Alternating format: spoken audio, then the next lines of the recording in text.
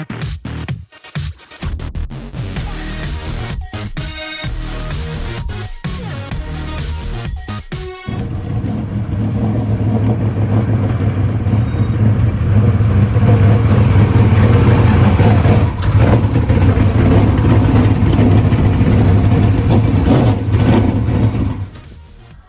right, Britten, well, where am I? That's a good question. Please explain. We're in Chatham, New York, right? Yeah, it's a little bit south of Albany. You know, half an hour south of Albany, and you know, this is where my Friday night car. You know, they're all 21As, but this, you know, the Tommy Faxon sponsored ride, and you know, a lot of other people involved in that too. You know, Checkered Flag Fabrications, Rider Racing. Lots of great sponsors, and yeah, you know, we're getting ready to go to Malta tonight and hopefully get a W. So we are about 3 hours from New York City. To put this in perspective, we're in the state of New York, and we're not very far from Massachusetts. I'm trying to give Aussies a bit of a geographical here. So, all right, and it looks gorgeous. I mean, this is a magnificent ranch. Here would be the property owner and the apprentice just over here, Kevin and Preston. So obviously this is a great little team that you get to run, mate.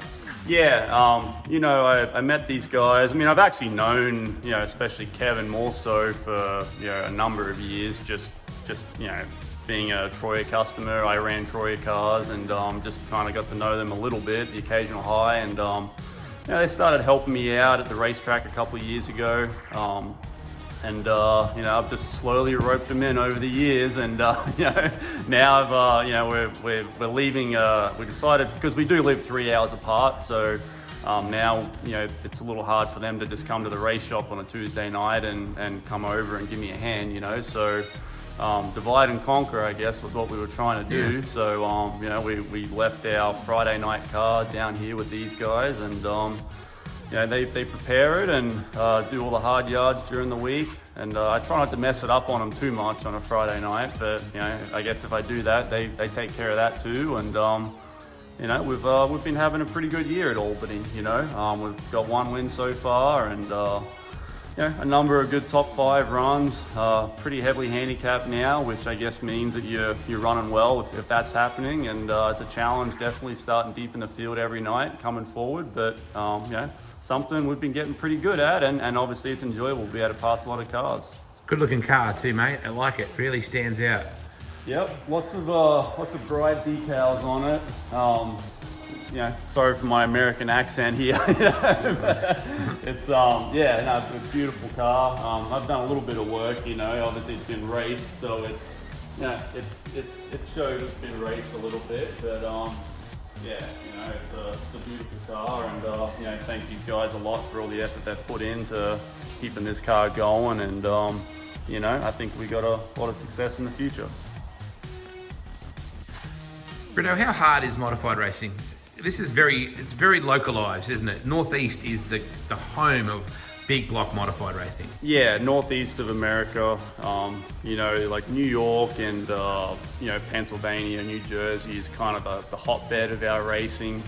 You know, it also spreads out a little bit from there, getting to Delaware, and you know, we do travel in the Super Dirt Car Series. We'll go out to Ohio, we go down the World Finals in Charlotte, that kind of thing, for special events. But primarily this is the focus here.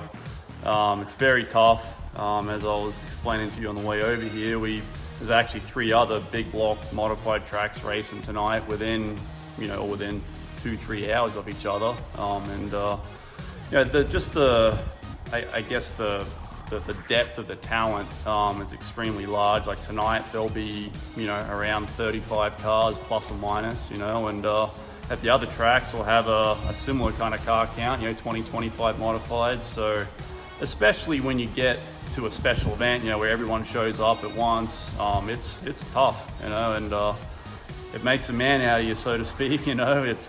Obviously I enjoy the challenge, and that's why I wanted to pursue racing over here, because it is, you know, I guess the hotbed of racing, and if I can make it here, I can make it anywhere. Isn't that a Jay-Z song? Yeah. You haven't been home for almost 2 years. That's got to have been tough. Yeah, it's tough, and it's getting tougher too. You know, it's like, and obviously I enjoy being here, enjoy what I do, but you know, I have a 5-year-old daughter, Addison, over here. So I definitely have a life over here, you know, and lots of good friends and people that, you know, I go racing with and everything, you know, and just acquaintances. But yeah, you only have your one, you know, true family, you know, that you grew up with at home, and obviously with more time that passes by, it's tough to, you know, be without seeing them for as long as I have. And yeah, my brother Kevin has a son, Hunter, and I haven't even seen him yet, and he just turned 1 a little while ago, you know. So it sucks. And you know, Addison still hasn't been to Australia yet and met the family over there, and we were really hoping to be able to do that, you know, and by now, and obviously that hasn't happened because of the restrictions of everything. But so especially when you start thinking about the, you know, the new lives that are coming into our family, that makes it even harder, you know, and just missing, you know, aunts and uncles and mom and everything, you know. So it's tough, but just got to keep hoping that at some point here, you know, we're going to get back to some sort of normalcy in this world. It's hard to think that that's going to be happening anytime soon, unfortunately. But yeah, you know, it's tough. And I think when I first came over here, you know, I was more just, you know, young kid. I was 23 years old, and just, you know, just wanted to see what I could do over here. You know, see. Yeah, I didn't even really come over to race initially. I came over to work on cars and you know, try and somehow turn that into a racing job, you know, and that was the dream. And you know, looking back on the 10 years, I've been able to do that, and it's definitely pretty satisfying. A lot of hard times to get to this point, but you know, in the early days, I guess you're just so focused on trying to get somewhere that, and I think it's with age too, when you're younger, you don't think about the family side of things, more so you're kind of chasing a dream and you forget about it, you know. But as you get older, no, you don't forget about it, but your priorities are different. But as you get older, I think as more time goes by, and definitely being a father myself now, you know, it does remind you what is the most important thing in this world, and that is family. And you know, so I think, you know, the last 5 years especially, I miss home a lot more. You know, like I said, still love what I do over here, and love the opportunities that I've been given and very grateful for it, you know. But it's just, it doesn't mean there isn't another side to it too that's tough to be without.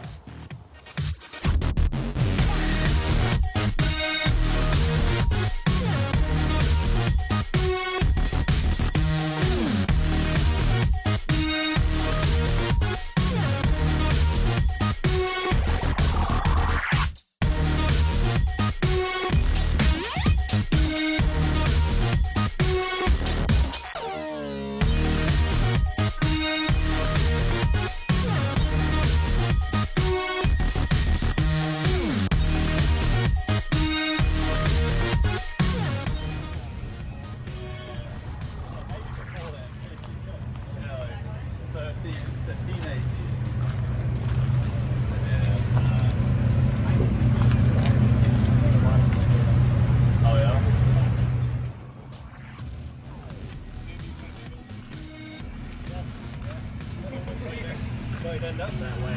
Yeah, living with me. Might end up that way, yeah.